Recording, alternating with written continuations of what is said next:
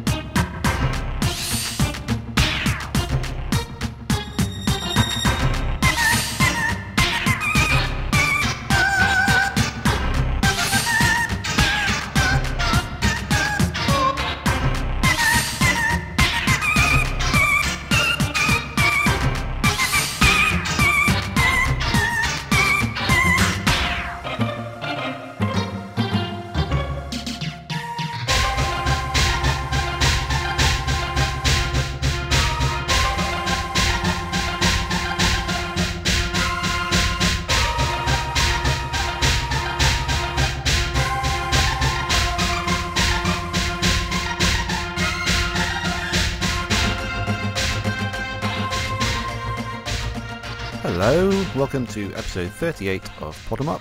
My name is Ollie. I'm joined by my good friend Tibbs. Hello, Tibbs. Hello there. That's a very jaunty hello. Jaunty hello, yes. Yeah. I was going for something, nice and jaunty, nice and relaxed. Welcome the listener in with open arms. You succeeded.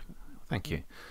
Yeah, so, what's going on? This is episode 38. We're doing Mischief Makers today. Mm-hmm. N64 game.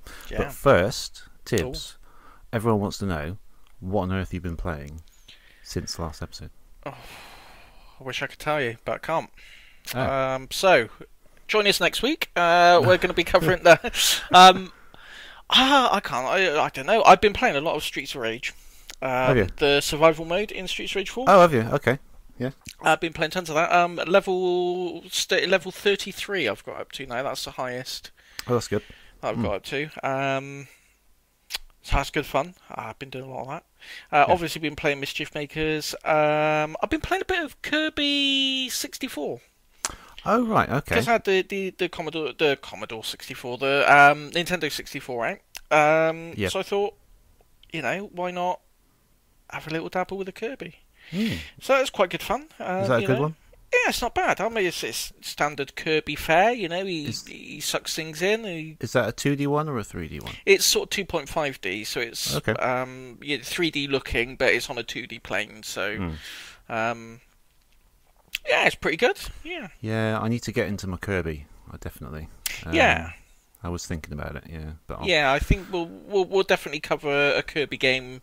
Probably too late for this year, but next year we'll do a Kirby. Yeah, definitely. It's one of those, because it's quite a big series, isn't it? There's a lot of games in there, and it's one of those where do you start? Because I'm sure there's a lot of good ones. I'm sure there's not much story continuity to worry about. I was going to say, there's not a great deal of sort of lore you need No. to catch up on with Kirby. You can just sort of jump in wherever you want, really. But yeah, it is difficult to approach a new series, a well-established one, because you almost don't want to start with the best one, because then you're only going down after that. You want to start a good point, sort of near the top, but with enough room to get to better games. I suppose there's people who disagree with what the best Kirby game is, but yeah.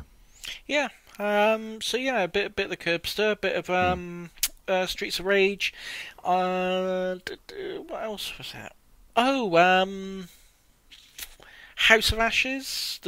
Have we talked about the Dark Pictures anthology games? You've definitely mentioned that before, yeah. Yeah, it's kind of it's like a horror anthology series. So they're short little games. They're only like 2 or 3 hours a piece. Mm-hmm. But they're not full price games. They're about sort of £20-25. Yeah. And it's by the team that did The one with Mr. Robot in it. I can't remember what it's called. Well, they're all on an icy mountain, and there's like things killing them. It's. I'd like to help you out. I have no idea, I'm afraid. Sorry. I just don't know what you're talking about. Bunch of people on a mountain. They all go up on there's like ice, and it turns out that, well, I won't spoil it, but there's like creatures about and they're killing people. What's it called? Still Alive? Still. No, not Still Alive. It's something. We'll dub it in afterwards. I'll Google it and I'll say the game is called Until Dawn, and then you can cut in what the game's called there. Brilliant. Okay. But yeah, it's just like a good short little horror game. Just the right time for Halloween, spooky season, that kind of thing. So yeah, it's pretty good. I won't say much about it because I've only played about an hour of it so far. So I won't. I can't really say much without spoiling because it basically jumps straight in with lots of stuff happening. So I can't really say anything without giving the game away. So yeah, I think that's about it really. Okay. And a lot of Mischief Makers, obviously. Yeah. Oh, I did get. It's not a game. The Brawler 64 control pad. Oh yeah. Cool. Okay, that's the N64. For the N64 sort of remodeled controller. Isn't it? Yeah. For a sort of a more modern. I don't like the N64 controller. It's not my favourite, I must admit. I got fairly acquainted with it when I had an N64, and it was I just got kind of used to it. But yeah, it is a weird one, isn't it? It's a weird one. I get what they were going for with it, and I understand. I can see its benefits, but when the Brawler 64 is a revelation, really. There's so many games I just struggled with before, and it's so much easier to play with this. So yeah, recommended if anyone's got an N64. I have seen it, but I'm struggling to picture it exactly at the moment. Are the C buttons still buttons, or are they a stick? No, the C buttons are still buttons. They're C buttons. Yeah. Okay. Yeah. We will talk about that later in Mischief Makers. I got things to say about that, but yes. Okay. Yeah. Yeah, I recommend it. I got the wireless one. I'd probably recommend the wired one rather than the wireless one. A, it's a little bit cheaper, and B, I have had issues with the wireless connection dropping mid-game a couple of times. And I'm not even that far away from the console, so I don't really know what the issue is there. It could be something... Because it's not far from the router, so it could be, interference from the router or something else like that causing problems. But my preference would probably be for the wired one if you're going for one. But yeah, buy one. What about you? What have you been playing? A few little things. Of course, carrying on with Final Fantasy IX. I think I'm about 8 hours in now, which obviously isn't just much. getting started then. But, yeah, pretty much.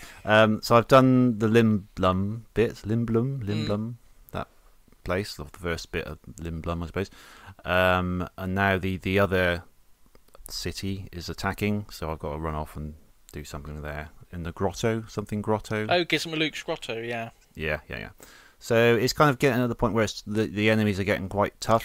So I'm realising I have to sort of grind a bit. I was going to say, Gizmaluke's grotto was the first. When I first played it, that was the first sort of difficulty spike that I ran into. Really, it's the first wall that you hit where you realise you've got to get better and you get better weapons and that sort of thing. So yeah, just sort of struggling with that at the moment. I'm kind of getting through it slowly, but now I'm realising that the enemies are sort of really taking it out of me, so I'm going to step back a bit and do a bit of grinding, I think. Yeah, definitely. But yeah, it's a good game. I'm enjoying it. Mario Galaxy. I'm playing a bit of. So back when I was playing Odyssey, always in the back of my mind, I thought I'm having a great time with this, but for some reason there was always something in the back of my mind saying Mario Galaxy was just a little bit better. And I think in more recent years, I'm thinking maybe there isn't. Maybe Odyssey is the better game. So I've always wanted to just try and get back to Mario Galaxy and play it at least a little bit to see which one is better. And I haven't played enough really to form a proper opinion, but I think Odyssey is probably the better game actually. It's just a little bit more refined, I find. Yeah, probably. I mean, they're both structured in completely different ways, so it's hard to compare them really. But I think I just prefer the way Odyssey does it. I'm finding Galaxy a little bit irritating at times. There's just parts of it that's just winding me up a little bit, and I have to sort of stop for a bit. Whereas I didn't really get that with Odyssey. Odyssey was very sort of smooth and just had all these options that you could do. So if you're struggling with one thing, you could easily find a different moon to get, that kind of thing. Yeah. Whereas Galaxy is a little bit more limited. You do have options with the different levels and everything, but sooner or later you've got to get most of them. What a game, though! It's so good. There's nothing wrong with it, really. I mean, they're both great. They're both like top tier. Some of the best gaming ever, really. I think it's probably the first Mario game I really fell in love with. I played a lot of Mario games before, but I think that was the first time it really clicked with me and made me think, this is really good stuff. Oh yeah, definitely, me too. I remember just being wowed by it at the time because the whole gravity thing was really revolutionary at the time. There's so many clever little level design bits in it using the gravity. It's very impressive, and it still is. It's still impressive. Still good, yeah. I've been playing on Dolphin, and I've been trying to get all the controls I need fully working just using an Xbox 360 controller, because you can modify the controls quite, minutely in Dolphin. So I've got the right thumbstick as like the cursor moving around, so you can highlight things pretty easily with that. And then I've got it so that if you hold the right shoulder, it switches to like the controls where you hold the Wii remote sort of upwards. So you're for those ones where you have to kind of balance it and you're sort of holding it upwards. Yeah, and it works really well actually. So I've kind of made my version of that collection that they put out that I refuse to buy to support that sort of thing that they want to do with that, which we talked about at the time. Yeah, they've patched in support for the N64 controller for Mario 64 in that collection. Oh, have they? Yeah. All right, that's quite cool. Yeah, that's quite cool. Yeah. So yeah, I've been playing a little bit of that. What else? Mighty Switch Force collection. Do you know this? No. They are Way Forward, the ones who make the Shantae games. It's little 2D platformers, much less kind of vast than the Shantae games. They're just sort of simple little level-based things. It's a little collection of them. There's two main ones, and I think like a enhanced version of the first one, and some sort of multiplayer thing which I haven't tried yet. But all four of them are in this collection. It's quite nice. You play as an unnecessarily scantily clad woman, I would say. So similar vein to the Shantae games. But in the first one she's a police officer. In the second one she's a firefighter. In the first one you got to find escaped convict, also female people like dotted around each level, and you've got to go and find them, and that's the end of each level. In the firefighting one, they're just people who are trapped in buildings and stuff, and you've got to rescue them.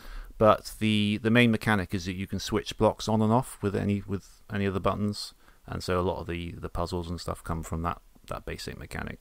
So it's quite a fun little game, nice way to sort of spend a few 20 minutes or so just going through some levels and stuff. Yeah. So I've been playing that on PC. I've got it on Fanatical bundles. Do you know these? Oh no, it's a bit like Humble Bundle, but I prefer them lately because they're a bit more. Humble Bundle, I haven't seen many Humble Bundles lately that I'm really interested in, but these ones come on. That the Fanatical ones tend to focus on much smaller little PC games like this. I've got that fairly cheap, and a couple of the Shantae games as well in a bundle there. So that's quite good. Yeah, that's good. Yeah. Yeah. Only other thing I would say. Oh no! Yesterday I quite enjoyed a bit of time on Metropolis Street Racer on the Dreamcast. Oh, classic! Yeah. Yeah. The sort of the precursor to Project Gotham. Yeah. So I had this back in the day. I've played it a little bit now and then, but I had a really fun evening with it last night. Actually, there's something to be said about just sort of honing those times down, and getting the kudos. Yeah. Remember that? Yeah. It's a really good game. Yeah. Really good game. Bizarre Creations on that. Yes, that's right, yeah. Sadly, no longer around. No.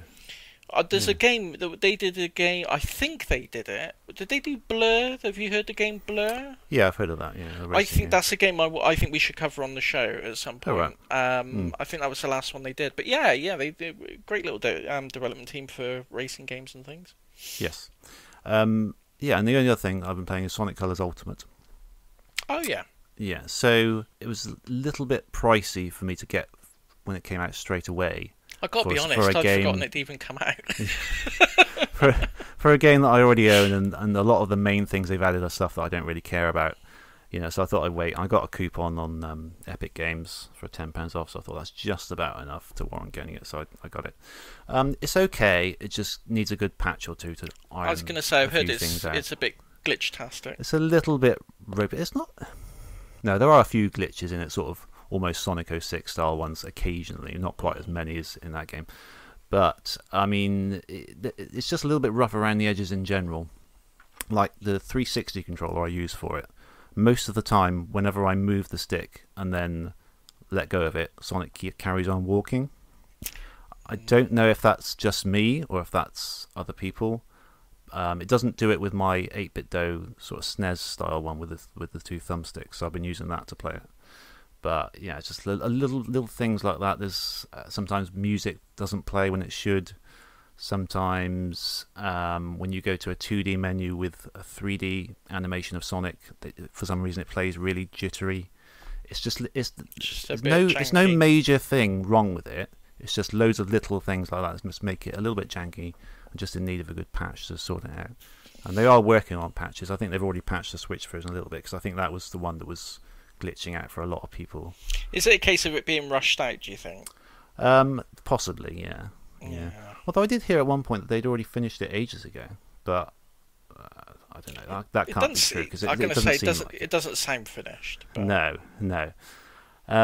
But it could be, if there's nothing stopping it from them making a really nice version of the game. Interestingly, they had to remake it from the ground up using the Godot engine, which is like an open source kind of Unity style gaming engine. The fact that it sort of does everything, at first glance it looks a lot like the game in motion and everything. It's quite an achievement, I suppose. But yeah, so it's there. There's a lot of the things that they've added, like the remixes and the sort of the lighting changes, I've managed to mod out basically that I didn't like. Yeah, I've stopped playing it at the moment because I just want to see if that patch comes out sometime soon. Then I might be able to enjoy it a little bit more. I don't want to beat a dead horse really, but it just comes back to I just wish Sega would tighten up the quality control a little bit. I know, it's a shame. They didn't make this themselves. It was a Blind Squirrel, I think the name of the little company that I say little, that's disrespectful. The company that made it for them, which I don't think I recall seeing them make anything else for them or for anyone else. No, it don't ring a bell. Yeah, so they're the ones that have done it. But yeah, it's just a shame. They need to, but even as Sega, they need to have looked at that and said, "Can you just do this stuff before we release it?" Yeah. It's just, it's just a shame that they don't seem to do that still. No, I will say that Sonic Advent calendar looks nice. So. Oh, I've ordered that. It's it's a model of Sonic in Ice Cap Zone, which is something you don't see very much these days.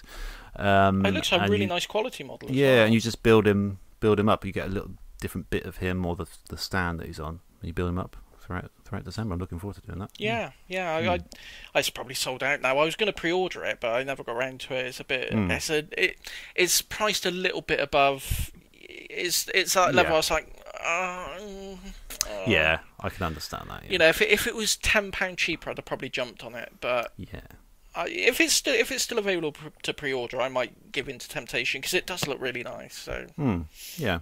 I'm not sure how big it is. I'm hoping it's not too big. It's fairly sizable. Bad Think Mechanic did a review of it. They sent him one early, and he sort of assembled it, and it looks fairly chunky. Okay. All right. It's not like a Kinder Egg or anything. I'm just thinking about shelf space. That's all. But yeah. News. So I haven't got any news. I don't know if you have. Well, the Nintendo expansion pack revealed its pricing. Yeah, we can talk about that. So, I what is the price compared to the price of the basic one? I think it's how much was the normal one? It was like I don't know. I can't think now. Well, it's. I'm just going to give ballpark figures. I think the normal one is about £22 a year or £23 a year. Yeah. And the expansion pack is £35 a year. So it's about £15 more. Yeah. Which I think is a bit daft. I was expecting it to be about a fiver more. Yeah, you would think so. It's just. I mean, it's just not much there. It's just a few more games. If they had loads and loads, and maybe they will, but yeah, at the moment it doesn't seem to warrant. Well, apparently the emulation's really poor as well. Yeah, I heard that. Yeah, you know, there's like graphics issues in some bits and sound issues, and one of the games, Operation Wimback. I've not played it myself, but yeah, I've never even heard of that game, and I've heard of it, but I never played it.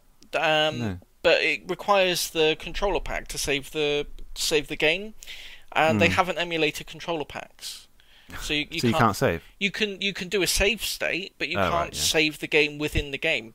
And it also means in Mario Kart you can't save your ghost tracks, your ghost times. Yeah. So it just seems a bit half-assed, really. Yeah, a little bit. So I said last time we spoke about it, I said I was going to buy it anyway because I'm an idiot. I'm not that much of an idiot. Oh, right, so okay. You're not as much of an idiot as we thought. No, I couldn't. I could, for the sake of, some badly emulated ROMs. Well, yeah, exactly. You know, just I mean, wait and see what happens, I suppose. It might get better. But see what else they put on there. I mean, and yeah. What else was going on in the world? I don't know. There could be some gaming news. Oh, the only thing I can think of is they're relaunching Games Master. Do you see that? Vaguely, yeah. Who is it? It's Trevor McDonald. Oh, I don't know if that's going to be very good. He's a bit too serious, isn't he? Like Patrick Moore was serious, but he was a bit like a daft old granddad, wasn't he? He was a bit, yes. I know what you mean. And there was an inherent comedic element to Patrick Moore, wasn't there? Yeah, and he played it he was really self-aware as well. And yeah, I can't imagine Trevor McDonald really. He doesn't strike me as a comedy grandpa. No, who would be better? Richard Wilson. Yeah, Richard Wilson. I reckon he could do it. I think he must be pretty old now, Richard Wilson. Like I say, don't tell me he's dead. He's not dead, is he? No, I don't think he is. I've looked this up recently. He's not quite dead yet. You looked this up recently? Yeah, I was talking to Abby about. Is he still alive? Because this is going to sound horrible, but a few years ago when we had lost a lot of celebrities. Yeah. I thought maybe he was among them because there were so many that you kind of lose track of who's dead and who isn't. Which sounds awful. But yeah, he is still alive, but I think he must be pretty old now. He's got to be getting on. But I mean, Patrick Moore was, 1 foot in no pun intended, 1 foot in the grave when he did the original Games Master, wasn't he? So yeah, true. Yeah, Yeah. I'm aware that anyone outside of the United Kingdom is not going to have any idea who we're talking about. Just briefly, Games Master was a popular gaming TV show in the 90s where people just went on and did gaming challenges and stuff, and the Games Master that we refer to was a man called Patrick Moore, who's more famous for the Sky at Night astronomy kind of programs. Yeah, and playing the xylophone famously. Yeah. His sort of disembodied floating head was sort of superimposed on this kind of background, and the kids and my wife's cousins actually went on there to ask the Games Master stuff. Oh, really? Which is pretty cool. Yeah, they would go on and ask them for cheats on Sonic and that. Yeah, that's Games Master really. It's a great show. I remember an episode of Games Master. I can't tell you which one it was, but and there was a person on it. I wonder if it'd be funny if it was your relatives. Yeah. But they're like, "Oh, Games Master, can you tell me a cheat for Sonic 1?" And his cheat was, if you roll up into a ball, you can smash through walls. That's not a cheat. That's not cheating. That's just playing the game. Yeah, that's a standard move. Although I must admit, it was as a kid, it was quite a while before I realised that you could do that. Yeah. It's just a bit like... yeah, okay. Yeah, I know what you mean, yeah. Did you know that by jumping, you can avoid the enemies? I thought, okay. He knows his stuff. No, they don't call him the Games Master for no reason. If you go through a loop-the-loop with speed, you'll go through it. No, it's a good show. Who's presenting it? I don't know. Some random, no one that I recognise, basically. Not Dominic Diamond back again. It's not Dominic Diamond, no. He could have been the Games Master, though, couldn't he? Oh, that would have been good, wouldn't it? I think he lives in Canada now, and he's only just recently been talking about his time in the Games Master on, podcasts and things. But he could do that from Canada. He wouldn't even have to come over here. That's just what film I mean. him. Yeah, film his head. Film a head on a green screen, sorted. That would have been much better. Yeah. But I guess they're appealing to a new audience who may not know who he is. So whatever. It's on E4 if you're interested.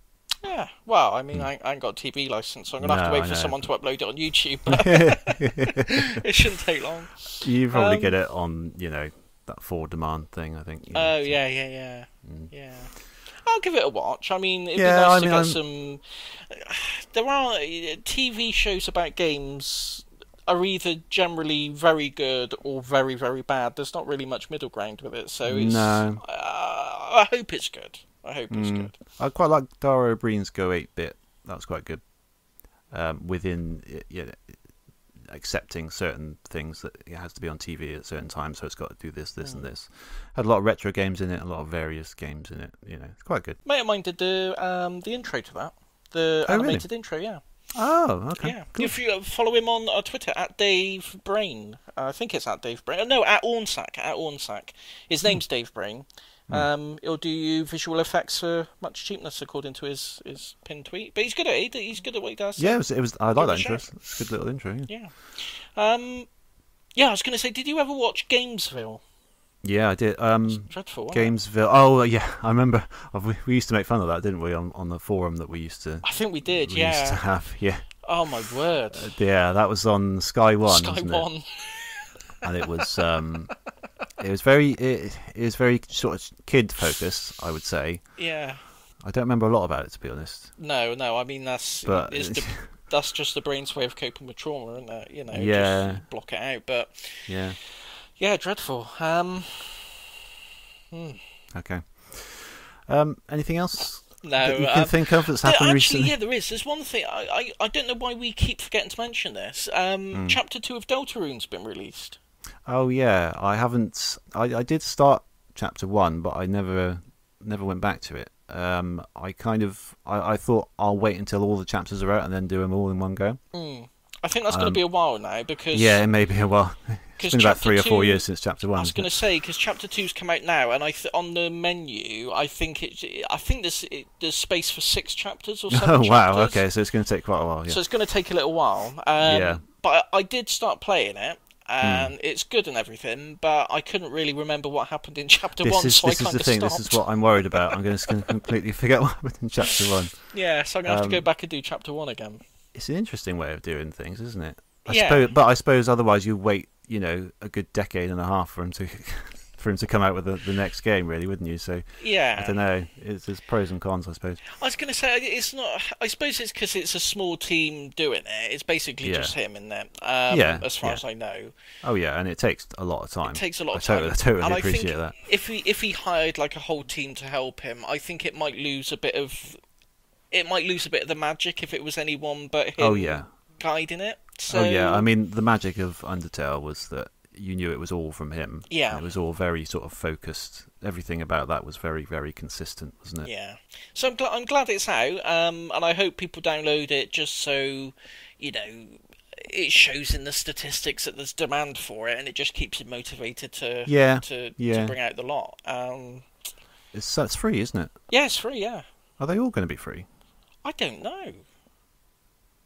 I don't know. I hope so. That'd be good. Yeah, it would be good. Maybe he's made enough Undertale money that he can just put them all out for free. I don't know. I mean, it's unseemly to guess, but I imagine he's a wealthy man at this point. I should think so. Yeah. You know. He's doing all right. I think he's doing all right. He's done a bit with Game Freak as well, and he's done some soundtracks. Yeah. Things for them. So I don't. He's on the map now. He's all right. I think. Yeah, I think he's sorted now. But Toby Fox, this is in case you're wondering who the hell we're talking about. He made Undertale and Deltarune. I mean, it's only a matter of time before we make it big with the podcast, and we're making that kind of money, you know. Well, exactly. We have the London Philharmonic wanting to do an orchestral version of our intro music and things like that. You know, it's only a matter of time. But oh man, that'd be brilliant. That'd be good, wouldn't it? It would be good. Anyway, crashing back to reality, what's going on? What's the plan? What are we doing? I think we're on to Mischief Makers now. Oh, let's do it.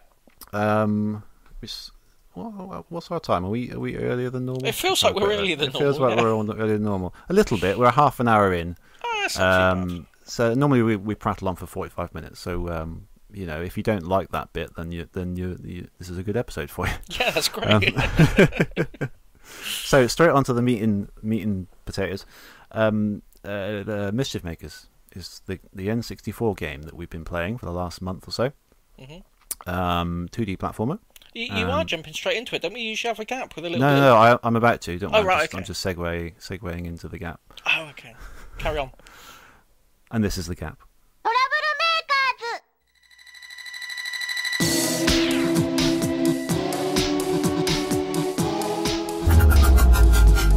The Video Game Book Club.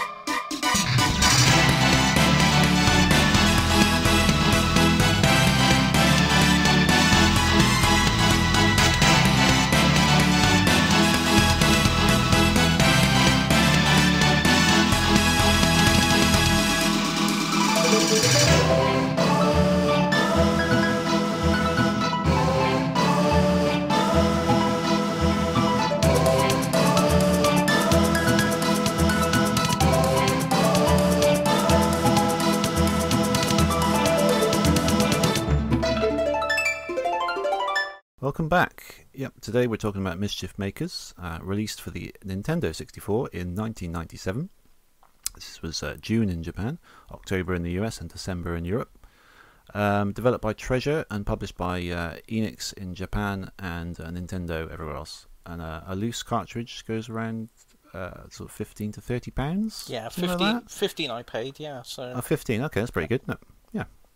So yeah, as I said before the break, this is a sort of a 2.5D, but mostly 2D, I would say, platformer, in which you play as, to give her full name, Ultra Intergalactic Cybot G Marina Lightyears, more commonly just referred to as Marina.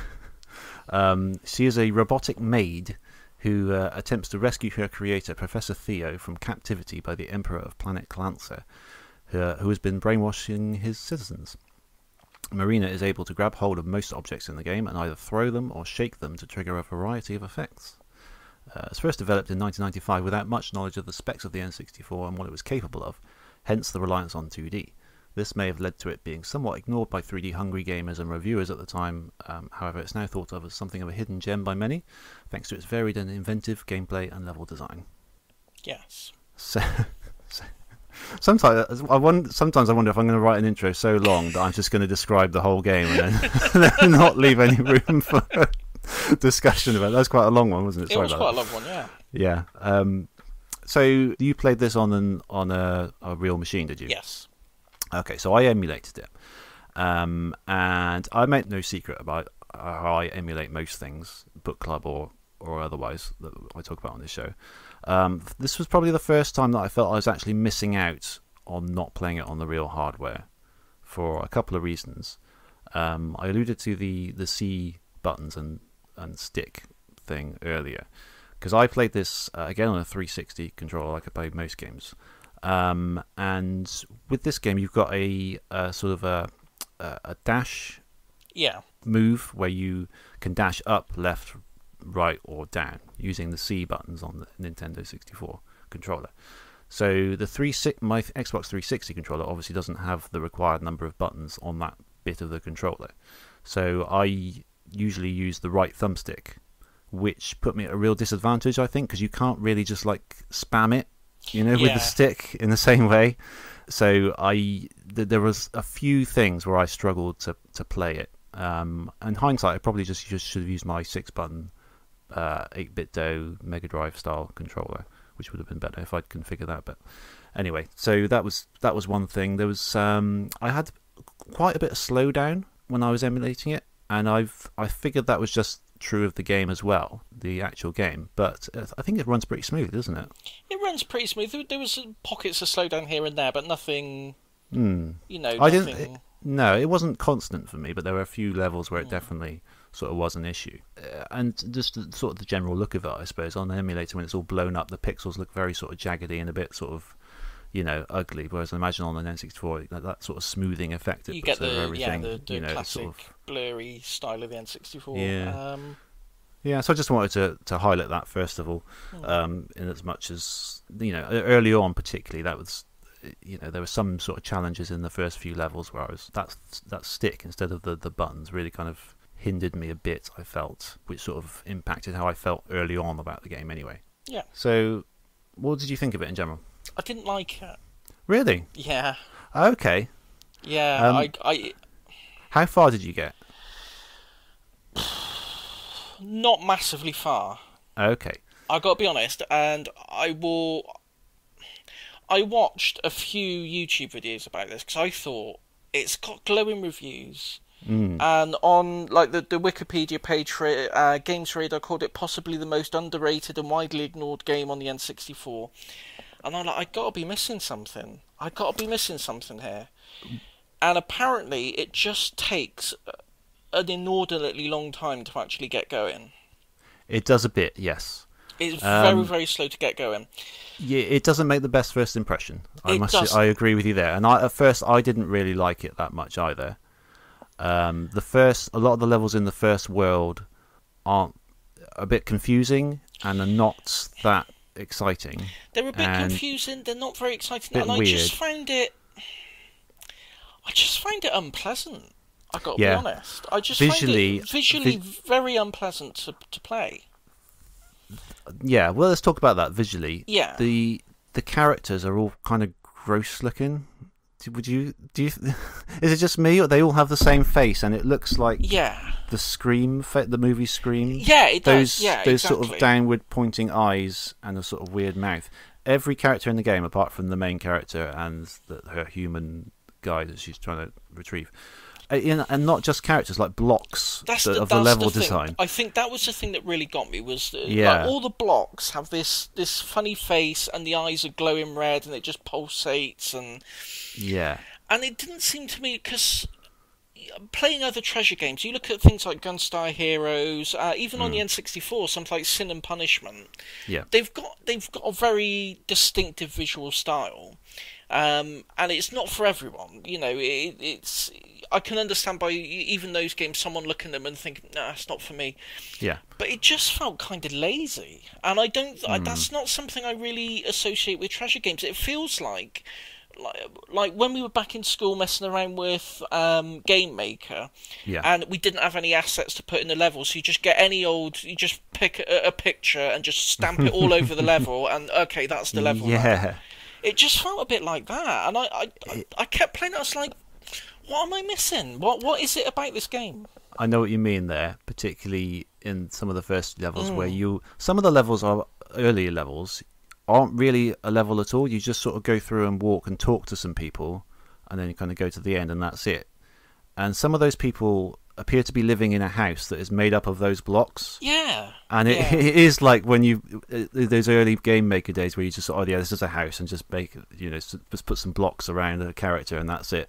and one of them says, "What are you doing in my hospital or something?" Isn't he? And it's like it's just like a larger building made out of those blocks, and there's like a couple of rooms in it. Yeah, and but it's all just like there's nothing that looks like a hospital remotely at all. I think it's that same first level. There's like a little stick figure man, and he looks like one of the. I think it's the first boss from Gunstar Heroes, and the little boss made of blocks. He spins around.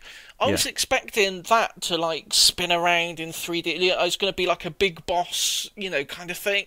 It's not. It's just a shape. Do you mean the one that the sort of the big kind of mech thing that's made up of those blocks, and you have to shake it to move it up and down? Yeah. Is that the one you mean? Yeah. Oh right. See, I thought that was quite cool because it was suddenly like this big thing that you can control by moving up and down. You have to go through the level. Oh, that was all right. It's all right. I don't know. I really persevered with it, but I think it got to a point where I was like, I'm not having fun playing it. It's getting a chore to play. See, I came round to it the further in I got, particularly after the first world. How far do you remember what world you were in? I did the first world. I don't think I was partway through the second world. I didn't get much further. See, once you get beyond that, it does start to get a little bit. It gets better and better from there. Because the levels... I know, because I watched... There's a YouTube channel called SNES Drunk, which I recommend everyone watch. It's a good channel. But he did a review of it, and some of the stuff he was showing looked really good fun. So, like, there's like a bit where he's like sliding down a slope and shooting things, and... Yeah, there's a ton of variety in the game. If you carry on, there is every... it's almost reminded me of Mario Maker in as much as those sequence of those, like when you rebuild the castle and you got to go through all the sequences, and all those levels are designed to show the different things you can do with the level editor. And they're all very different. You start in one and it's a simple Mario style level. Another one is more of a puzzle kind of thing. Another one, takes place in the air and all that sort of thing. It felt a bit like that because no two levels were ever the same. It was always different stuff to do. There's a really cool level in the third world where you're just standing on a missile the entire thing, and if you go to the back side, it points up, and you go to the front, it points down, and you have to navigate through this sort of course. Yeah, that was really cool. It looks why wasn't that the opening level? Yeah, this is the thing. I don't think they balanced it out very well because a lot of that stuff they should have put more towards the front. And I think it's a bit of a rough diamond, this one. It is. You do have to persevere with it. You do have to accept certain things. And I think if you can crack through it, you'll start to enjoy it a bit more. Because some of the levels I did quite enjoy, and I was kind of getting... A lot of them do sort of end much quicker than you expect them to, and there was a couple of things where I was really enjoying it, and then suddenly it ends, and then you're on to the next level, which isn't quite so good. But yeah, there's a lot of good ideas in there, particularly more reminiscent of later games, like later sort of platformers like Mario's and Yoshi's, where there's just loads of ideas, and sometimes an idea comes in, like that big robot guy. And like at one point I found a gun from one of the enemies and suddenly you could blast it and stuff like that. Just little things that you get in like one level and then you don't really see again. In the same way that that sort of Yoshi games in particular remind me that do that. And there's certain aspects of that reminded me of kind of good, well-established platformers that are a little bit more honed and well-polished than this, but I don't know. There seemed a lot of potential in this game, actually. That's the impression I got from the. I say that would be the impression I got from other people's playthroughs. I know what you mean, because there were several points where I kind of wanted to give up as well, and for various reasons we delayed our recording of the podcast by a week or two, so that allowed me to push even further with it. And I'm glad I did, because I got initially I think I was only at the end of the second world, and it was just starting to get into interesting territory there. I was at the end boss of that one, and then the extra week that we've had this past week allowed me to push on through most of the third world, which is a sort of snowy world. That's where you start to get a lot of the interesting ideas, like the missile level and things like that. So yeah, because I try not to give up on games, really. Yeah, I really don't, but like I say, it just felt I felt like a chore. I was just like, I'm just not getting anything from this at all. And I just, like I say, I really. I didn't get it. I just kept thinking, did I buy the wrong game? have I bought? Is it like a Japanese and English different ones or something? Or, you know. But yeah, it from what I can tell, it looks like it's got some really good ideas. Yeah. But man, is it a slog? It's a bit of a slog. Yeah. The main mechanic. We should talk about some of the general. Oh, the shake. The shake, yeah. So the main mechanic is that you can grab things and you can either throw them, a bit like Klonoa, or you can shake them by, I think it was just like a quick downward pull, wasn't it? Of the, yeah. It actually uses the D-pad, doesn't it, on the N64? Yeah. Instead of the analog stick, which I think is the only game I can think of that does that. I'm sure there are others. There must be others, but most of them just stick with the thumbstick. But you give it a little shake with the D-pad, and different things happen depending on the object. And you can grab most stuff most sort of active objects in the game. Yeah, most things you can grab. If a boss or an enemy throws a projectile at you, you can grab it and throw it back at them. There's these sort of little floating orb things that do different stuff. You can get ones that are sort of connected by a chain, and if you pull them in the right direction, they sort of turn around, and if that's moving along a line, you can move around it as to dodge stuff and things like that. It's a lot of the levels are sort of puzzle based like that. Some of them are you have to go around and trigger different stars to appear, and then when you go in the star, you'll teleport somewhere else. And then others are sort of much more linear.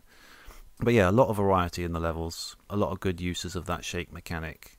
It does get clever. And I got the impression it gets even better beyond what I did, because I think there's 5 worlds. There's a lot of levels in this game. I think there's about 52 spread across 5 worlds, and I got nearly to the end of the 3rd world. So there's, I've still a lot to go then. Yeah. Still loads to go. Yeah, and it's a long old game. Best part of 8 hours or so to get through, 8 or 9 hours maybe. It's not the same, obviously, but it reminds me of a bit of Final Fantasy 13. Which is an absolute sleeping pill of a game for the first 50 hours, 51 hours. Okay. And the justification from all the people who defend it say, yes, it is, but on that 51st hour, the whole game opens up and it's really good. It's like, well, yeah, I'm sure it is, but... Shenmue 3 was that for me as well. It's very, very slow game up until literally the last hour or two of the game, and then finally it gets interesting. And there's interesting stuff, and it probably is really good, but it's so frustrating that why do you stick the good stuff at the end? Stick the good stuff at the front, then have a little bit of a boring bit, and then a good bit at the end. Yeah, it is about pacing, isn't it? Yeah. It is difficult to get past these visuals, though, isn't it? Because all the and also the citizens of the world, this Cloutzer world, they've been sort of hypnotized by the bad guy, but some of them haven't, and it's impossible to tell who's a good guy and who's a bad guy because they all look the same. They all look the same. I think the bad guys, to be fair, they don't. If you run into them, they don't hurt you by default like a lot of enemies do. I think you can chuck them around and do stuff, and so it's not quite as big an issue. But there's some levels where you've literally just got good guys and bad guys, and there was one point where I've no idea who's who. They all look the same. I know it sounds really... I don't know what the word is. It's unfair to especially for retro games in particular. Yeah. To criticise it based on the visuals and say, oh, no. But yeah. There are just some games with certain aesthetic decisions that have been made that just don't gel with me. And like I said, I just found it, just the visual style, just unpleasant a little bit. And it just... What are the faces about? Yeah, this is the big... If they had different faces, if they had nicer faces, it would be a lot nicer to look at, wouldn't it? Yeah. It's just it's main for me. It is mainly that, really, the faces. I think otherwise it's a big part of it. It's quite a colourful game. It's sort of the 2D elements are kind of pre-rendered, I would say, to look at them. Yeah, they look pre-rendered. Yeah. The character herself, looks reasonable enough. She's sort of an anime-looking girl, kind of green hair. There's nothing really wrong with her, I would say. But it's just those citizens. They're just really weird looking. They're just bizarre.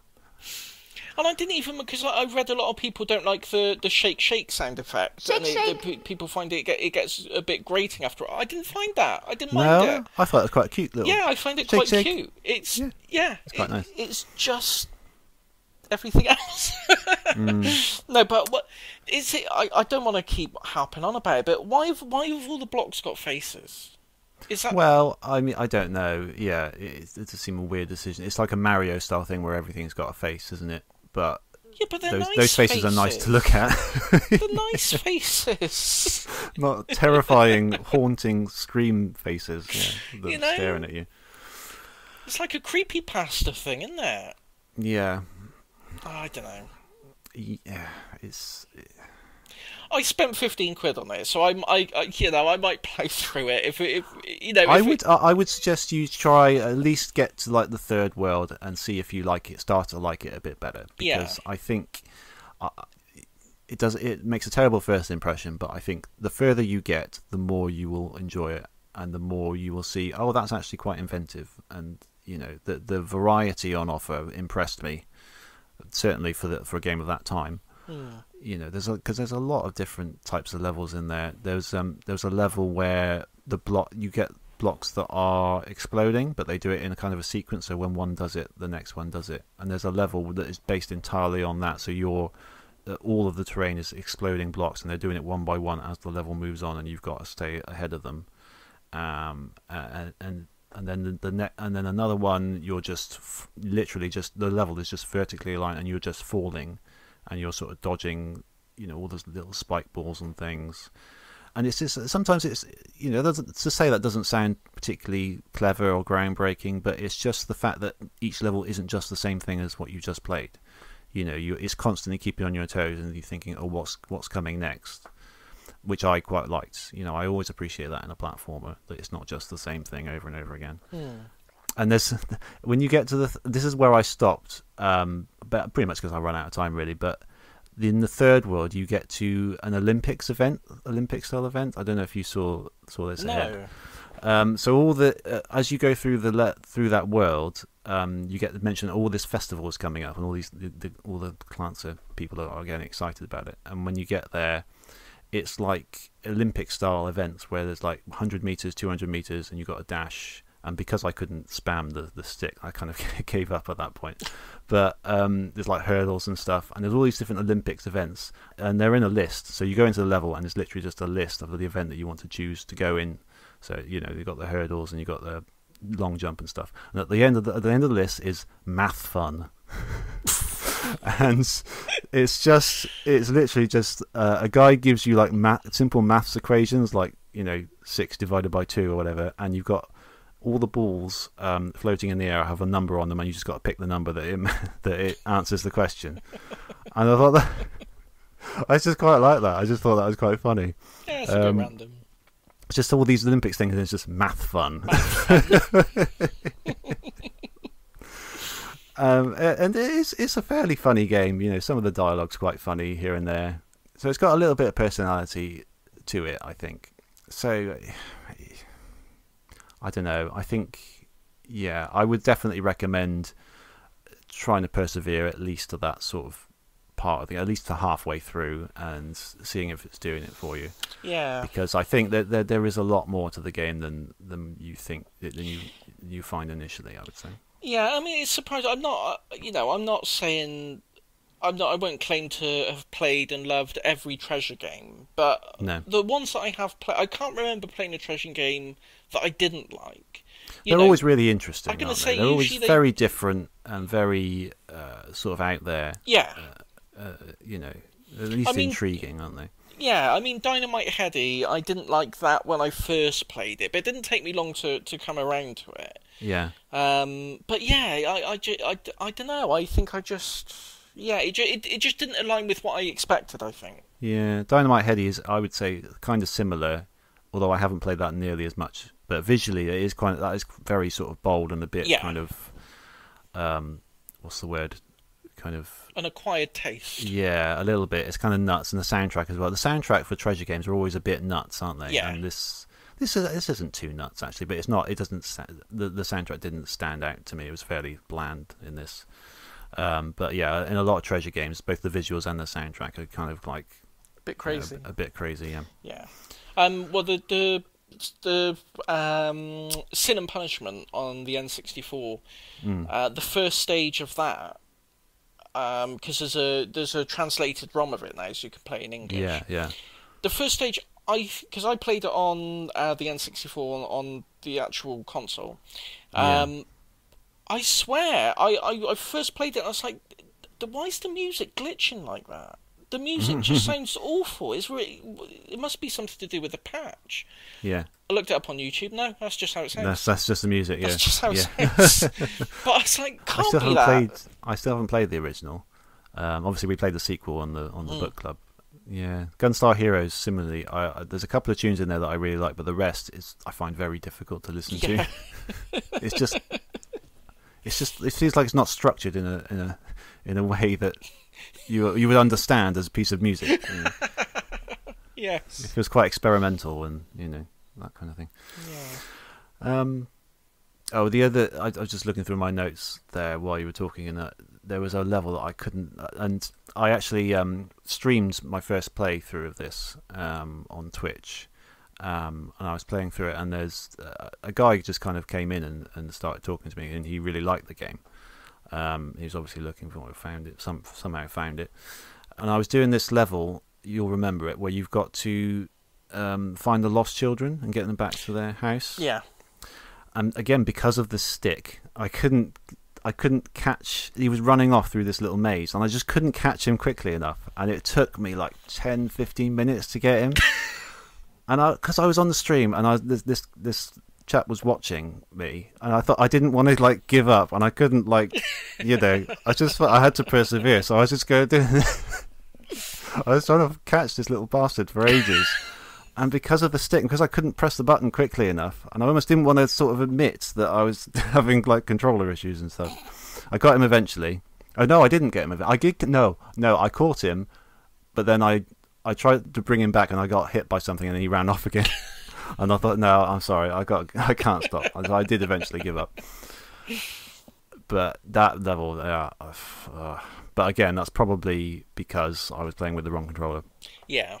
I think that's a general issue with N64 emulation release, but just you kind of need the controller. Yeah. Some games you kind of need that controller because it is set up in a way that but I didn't understand what would be the problem in just pressing A, doing like a double jump. So you press A and you press it again, and in the direction you're holding, you could just dash towards that direction. Yeah. That would have been a much better way of doing it. Yeah, than having to go over to the C buttons and press a different button. I think you can also do it with double tap with the directional buttons as well. But yeah, when I was with my controller, I thought that would be a much more sensible way of doing it. And I don't know if this is true of the original or again just my controller, but I often found that I couldn't, if I wanted to sort of jump across and get more height and across, I couldn't always do it in the same motion. Like I had to go up and then I had to quickly change forward again rather than sort of go diagonally. Do you know what I mean? Like, yeah, I had issues with that as well, but I just put that down to me not being very good with the N64 controller. Yeah. But maybe it wasn't. Maybe it was. Yeah, I think the controls could do with some tweaking, definitely. Yeah.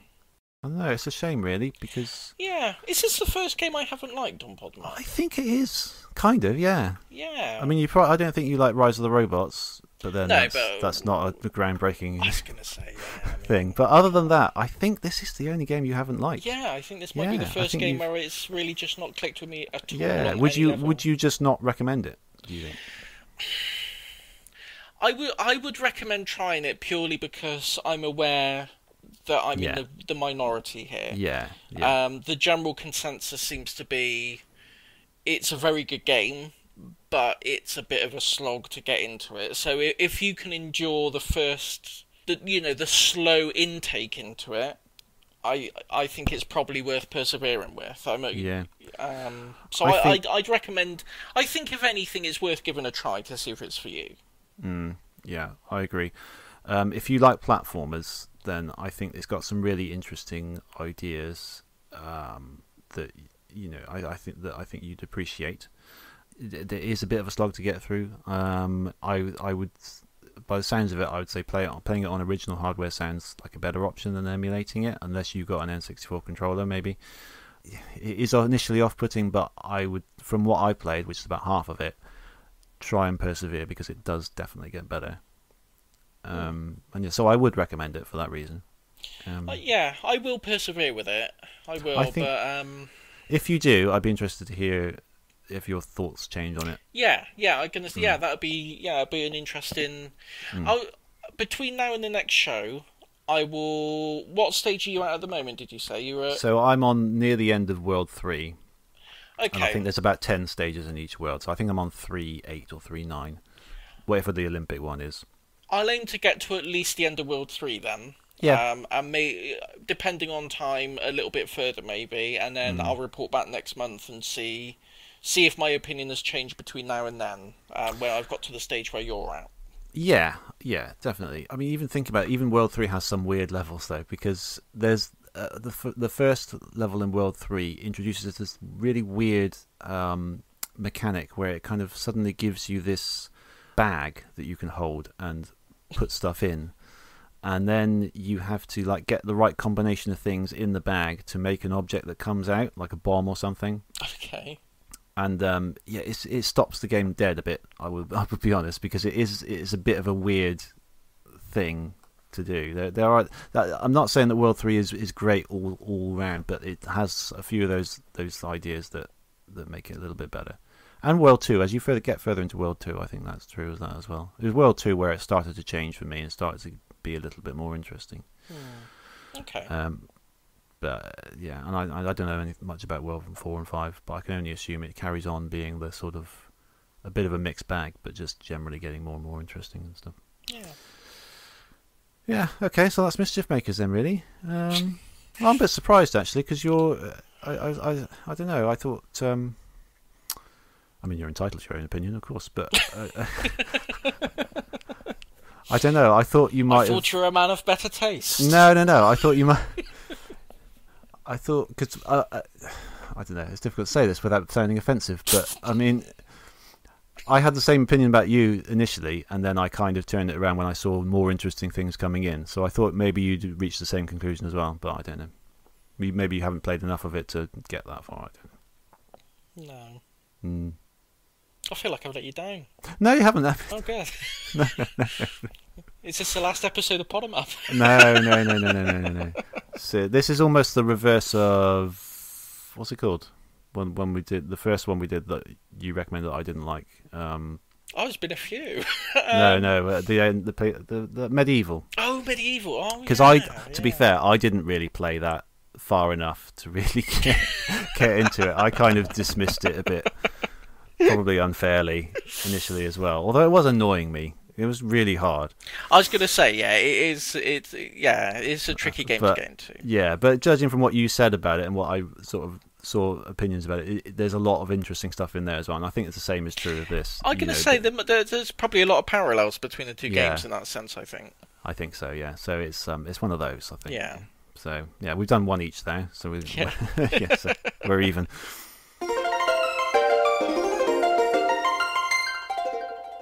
So that's that then. So can you come up with anything better for next month? What's your pick? I don't know. You took me by surprise. I thought we were doing the Podemup Awards. Yeah, but we always do a book club in it as well. Do we? Yeah. In fact, we do two quite often.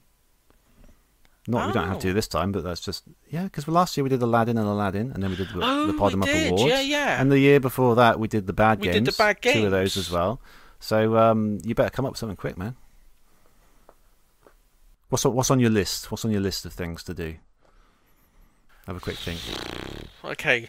Give me. Right, you have to put in some music here while I'm thinking. Okay.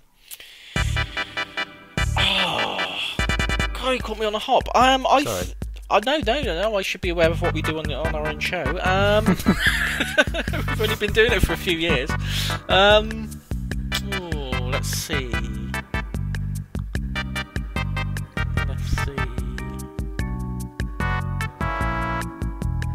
got one. Yep. Go on. Okay, well, I've been planning this one for a long time, and just off the top of my head, let's do No One Can Stop Mr. Domino. Okay. On the PlayStation 1. Cool. Yeah, I know this. I haven't played it, but I know of this. It's a 3D platformer, isn't it? Yeah, kind of, yeah. I kept calling it No One Likes Mr. Domino. in my... Well, the sales figures would bear that out, but... Okay, yeah. Fair enough. Okay, yeah, that sounds good. Yeah. Yeah, okay, yeah, it's been one of those that I wanted to get around to at some point. So, yeah, now's as good a time as any. Let's do that. Yeah, it's an interesting one because when I first played it, I didn't like it at all. I played the demo of it, and then I grew to like it. So it might be another one of these, you know. Another one of these, yeah. Another slow burner, but we'll see. Okay, cool. All right, so we got that. We got the Podemup Awards next month because it's the last episode of the month, I expect. So yeah, join us for that, definitely. We should have done a spooky Halloween thing at some point, shouldn't we? Yeah, but we did that last year, and you kind of don't want to do it every year, really, do you? Well, I mean, Halloween's every year, isn't it? But yeah, I suppose. Well, it is, but I mean, you don't need to acknowledge it every. Just let it pass. Just let it go by. Yeah, I know. Well, there's only so many Halloween. Well, there isn't because there's loads of like spooky games and horror games and things that would fit Halloween, isn't there? Yeah, all you need is something with a skeleton in it, and people love it. They lap it up. That's true. Yeah, we could have done that, but we didn't. Yeah, maybe next year we'll do another Halloween. Next year. Yeah, so Podemup is the name of our podcast. We're podemup@gmail.com. We are at Podemup on Twitter, and we're podemup.live on the interwebs, and twitch.tv/podemup. Oh, that reminds me that we got to renew that domain. Okay. So bit of housekeeping there. Thanks for bringing. Let me just check that's still ours. Podemup.live. It's not loading, but that might be my internet because we're broadcasting at the same time. So we'll check that. We'll check that for you. We'll make sure we do that. We'll get the back office to check that for us. Yeah. And yeah, podemup.live. By the way, we've got to renew that. Just so you can see the inner workings of the show, you know. When we need to renew our domains, key piece of information that the public need to be aware of. Yes, yeah, well, yeah, okay. Well, the good thing is we're not live, because otherwise someone else would have snapped it up and it'd be pointing to some... Oh, that's true. We better sort that out before... Some awful degenerate site now, but... Before the show goes out, yeah, definitely. Podemup.live. Oh, you need to find the name of the game that you wanted to talk about as well, or that you mentioned earlier, so I can... Oh, yeah, okay, hang on. A quick Google now. Yeah, let me do a quick Google. Ah, right, okay. It's called Until Dawn. Very good. There you go. Well, excellent. I'll snap that right in. Seamlessly in. Slot it in like a peanut, and you'll be fine. Until Dawn.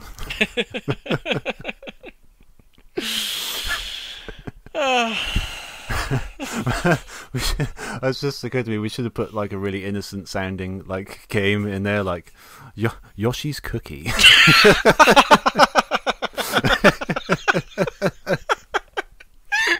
We should do that.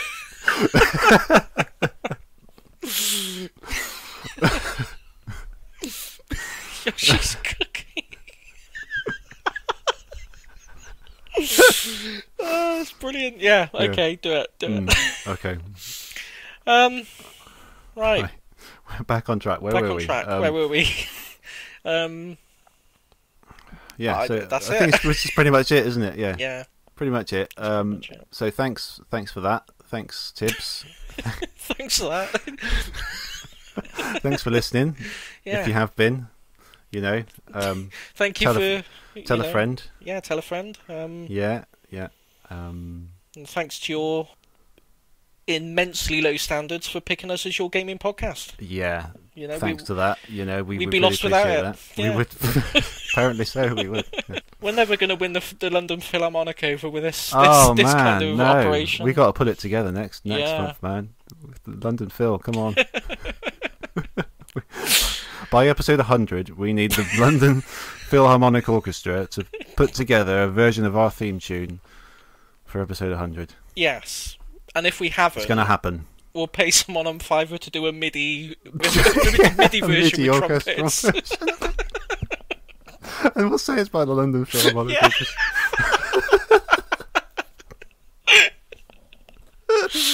Brilliant. All right. Well, we'll see you next month, hopefully, if you choose to come back. Bye. Bye.